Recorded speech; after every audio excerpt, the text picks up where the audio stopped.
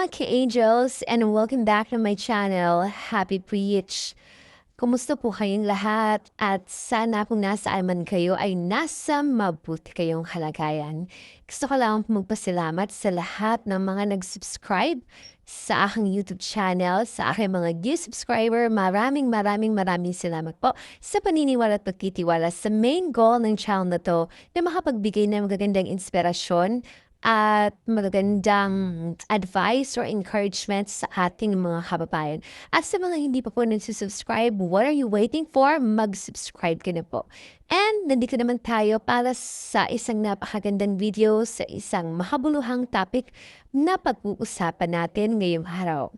Ang topic natin for today's video is, people pleaser ka ba? Or ikaw ba yung tipo ng tao na nakabase ang buhay mo, opinyon o desisyon, or yung lifestyle mo nakadepende sa sinasabi ng ibang tao. Okay? Yung nakadepende yung emosyon mo kung paano kanila tignan or punahin. Yung tipong yung worth mo nakasalalay sa kung paano ka tratuhin ng tao. You need a validation from others for you to feel good and for you to be happy. Na di bali nang nasasaktan ka o nahihirapan ka, ang importante sa'yo, ma-please mo lang sila or ma-please mo ang ibang tao. Kaya so ikaw ba yung tipo ng tao na ganyan na people pleaser? Ngayon ang pag-uusapan natin dito is paano mawawala or mababawasan ang pagiging people pleaser mo. So yun yung mga karakter or personality ng isang taong people pleaser na they are chasing or naghahanap sila ng acceptance or ng validation from other people or external validation para magmasiga sila or nakadepende sa tao kung papaano nila mahalin at tignan yung sarili nila. Okay? Kasi mas pinipili nila palagi kung ano yung sinasabi ng ibang tao. Okay, so pag people pleaser ka kadalasan, you are insecure. Okay, so sa akin to sa akin na to. This is my own opinion. Okay, you are insecure. You are not secure with your own feelings. Kapag people pleaser ka, para sa akin marami ka mga insecurity. And then, pangalawa, poor self-esteem. So, kulang ka sa confident sa iyong sarili. Wala kang masyadong kumpiyansa sa iyong sarili. Okay? Kadalasan, pa-advise ka pa or kadalasan may tao nagdidesisyon para sa iyo. Kasi kung ikaw, hindi mo alam kung tama ba or mali ang ginagawa mo. Kailangan palaging may say yung ibang tao sa buhay mo. Kasi ikaw lang parang hindi ka mapanatag kasi kulang ang kumpiyansa mo sa iyong sarili. And then, kapag people pleaser ka, meron kang mga past experiences na baka na trauma ka na, for example, dati, hindi ka o nag-no kasi sa situation or parang ikaw lang yung negative or anong tawag dito, parang ikaw lang yung nagdisgusto sa isang situation. And then yung nangyari, parang lahat sila gusto or lahat sila agree ka no, disagree. And then parang na-trauma ka and then stressed ka and depressed ka kasi parang inaway ka or kung ano mo yung nangyari.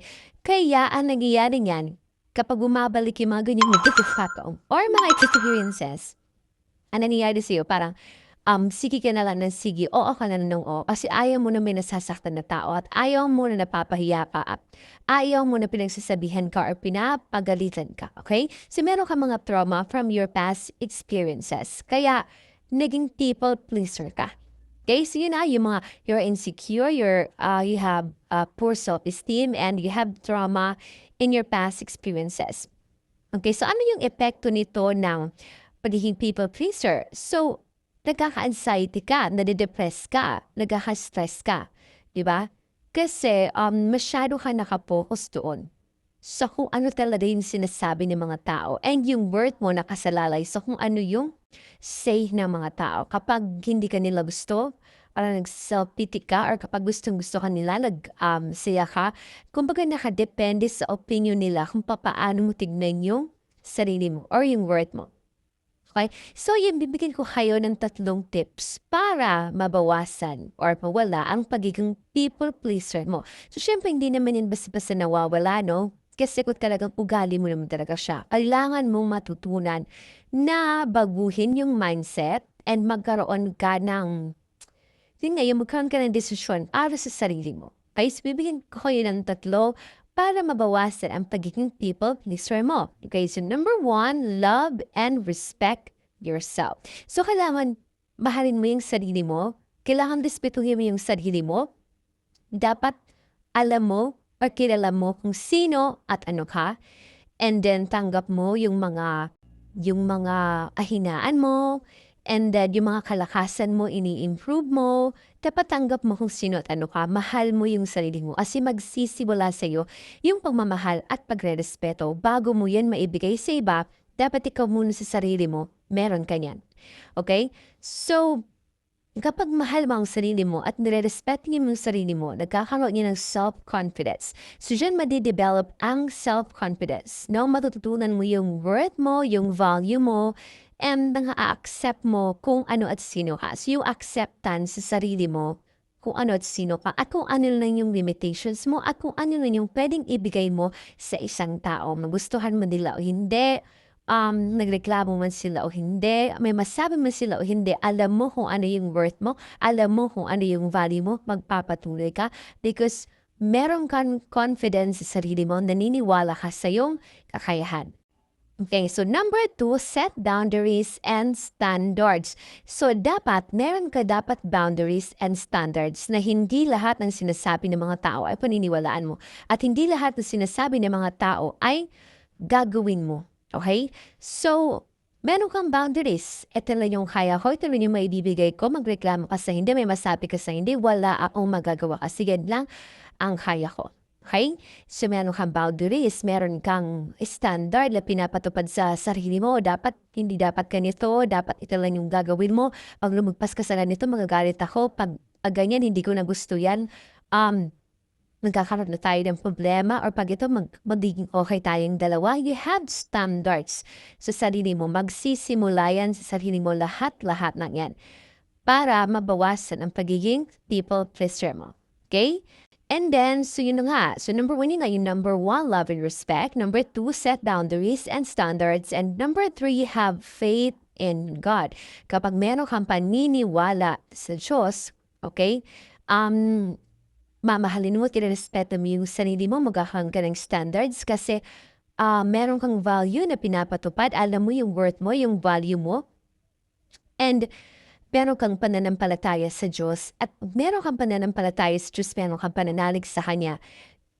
Ito yung magiging standard mo, isa yung sa magiging standard mo kasi yung sa Bible, di ba, kung ano yung sinasabi talaga ni God about sarili mo, about sa pagrespeto sa sarili mo, about sa worth mo, sa value mo, yun yung magiging standard mo sa Bible, kung ano yung sinasabi ni God na dapat kailangan mong gawin at kailangan mong matutunan. Okay, you need to acknowledge God in your life. Kung ano mo yung mga gagawin mo, kung ano mo yung mga decision mo, laging isinasabay palagi. Isasabay mo palagi si God ay sa buhay mo, sa decision mo.